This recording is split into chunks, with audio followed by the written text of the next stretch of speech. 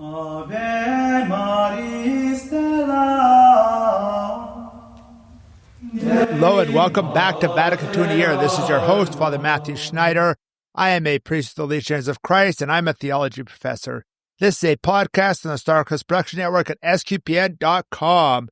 Today we're on day 122. We're covering Christus Dominus 4-5 on the bishop's role and how it's based on ordination. If you want to follow along, we have a reading plan and more details at sqpn.com/Vatican or frmatthewlc.com/Vatican.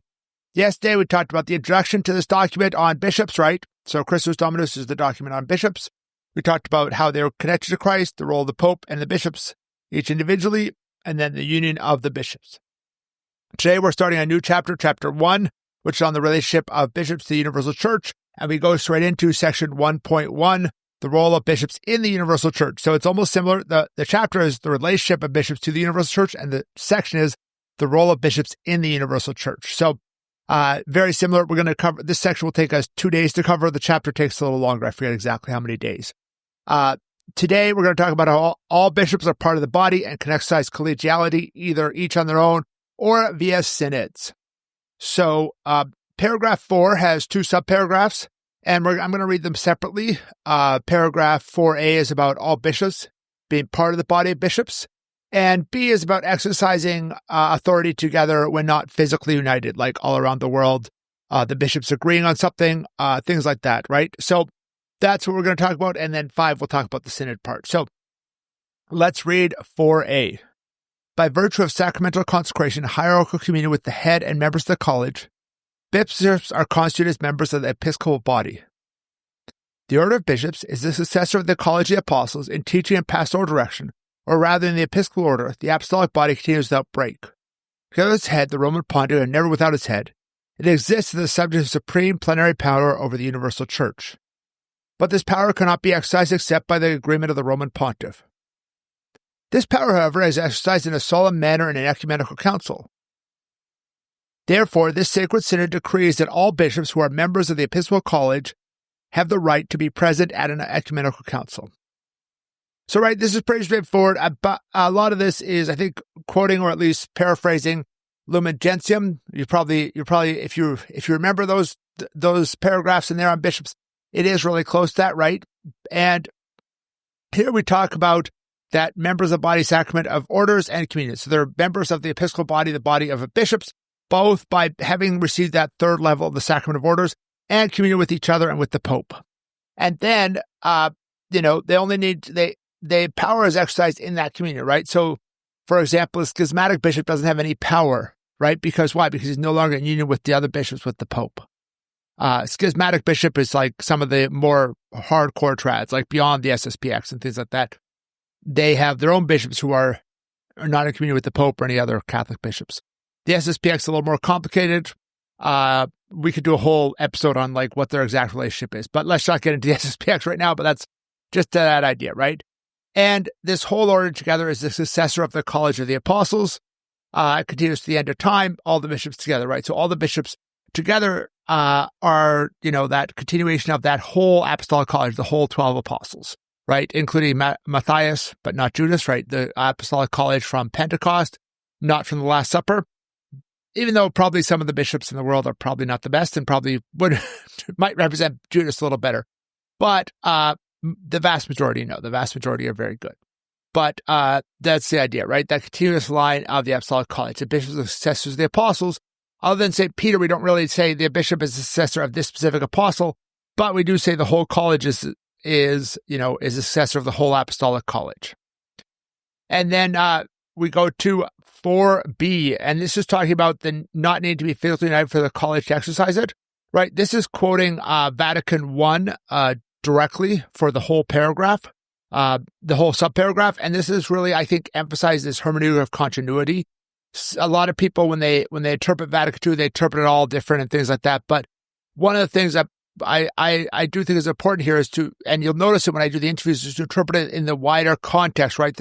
What came before, what came afterwards, how these fit into context of what was going on in the world and what was going on in the church, because the church is always working in the same way. There's not like a pre-Vatican II and a post-Vatican II church. No, there's a Catholic church and Vatican II helped it in this continuity. So let's read the paragraph 4b. The exercise of the collegial power and union with the Pope is possible, although the bishops are stationed all over the world, provided that the head of the college gives them a call to collegiate action, or at least gives them unified action of the dispersed bishops such approval, or an unconstrained acceptance that becomes truly collegial action. Right, so this is the type of thing. The Pope can invite it, the bishops can accept it, they can do it together, right? So a lot of times there's things like, there's a holy year, so every diocese is going to have a holy door, right? And each, and the bishops have the right to do that, so they're doing it in union with the Pope, right? Or, the Pope sometimes will be, will offer the bishops the opportunity to do it in union, right? We see it also in making documents that were in union with each other, both, if you take, for example, around the time of the COVID vaccines coming out, you had the Vatican put out a document, the USCCB put out a document, a lot of bishops put out statements, and all kind of in union, showing, that COVID vaccines are ethical to take, right? And in that idea, right? And you'll have that in other teachings too, where you have both at the various levels, you have these similar type statements. So moving on to paragraph 5 here, it's talking about the Synod of Bishops. Now, the Synod of Bishops is a little bit of an innovation from Vatican II, not a kind of like totally radical change, but like I was just saying, there is no pre-Vatican II, post-Vatican II church. There are certain changes, right? So before Vatican II, it was not very common to join a whole bunch of bishops in the Vatican to have a meeting on a specific topic to try and help it out decide, right? So one of the things with modern technology of like transportation communication is these are more feasible, right? So like there wasn't the same degree of feasibility for many centuries where, say, it might take months for news to get from the Vatican to Brazil or Canada or something like that, right? And today, I mean, they could call somebody up and 2 minutes later, the news reaches them, right? And so this was the idea to match this collegial decision-making. This collegial decision-making was common, but it was often very much more localized in the meantime. Like it really started out with the College of the Apostles all doing it together, and then just based on times and circumstances, it became localized. But now they're like, hey, we have, planes, trains, and automobiles, right? Like the movie, no. We have all these different means, internet, phone, etc. So we can now make these decisions right. And these synods can't declare new doctrines. These synods are more pastoral. So anyways, that's a very long introduction to this paragraph. Let's read the actual paragraph 5. Bishops chosen from various parts of the world in ways and manners established or to be established by the Roman Pontiff render more effective assistance to the Supreme Pastor of the Church in a deliberative body which will be called by the proper name of Synod of Bishops. Since it shall be acting in the name of the entire Catholic episcopate, it will at the same time show that all bishops in hierarchical communion partake in of the solicitude for the universal church. Right? So this is this idea we have.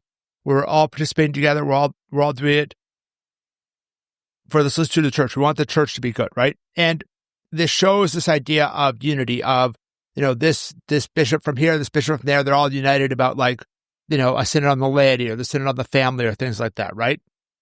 And the Pope is still, responsible and has the organizing power over them. There's been a whole bunch of them, especially since John Paul II. John Paul II really started doing these fairly regularly where they'd have sessions every few years on different topics, and he'd say, hey, this one's on priestly formation. That's where we get, Pastores Dabo Vovis, I will give you shepherds, right, which is the document on priestly formation from there, and things like that, right? So those are important things, right, that the Pope has, and he chooses who to invite. And, obviously, when these come up, there is sometimes politics about who he invites, but hopefully we have people who are, a wide variety of perspectives from the bishops, so then the bishops can make, work collegial to try and help out the church. So thank you for listening to this episode of Vatican II in a Year. This is a listener-supported podcast, and you can donate to help StarQuest produce it and other great podcasts at sqpn.com/give. You can give one-time monthly or join the StarQuest Patreon. Tomorrow we're going to continue with the next paragraphs in Christus Dominus 6-7 on the union of the church's bishops. That'll be the other one on this section of of chapter 1.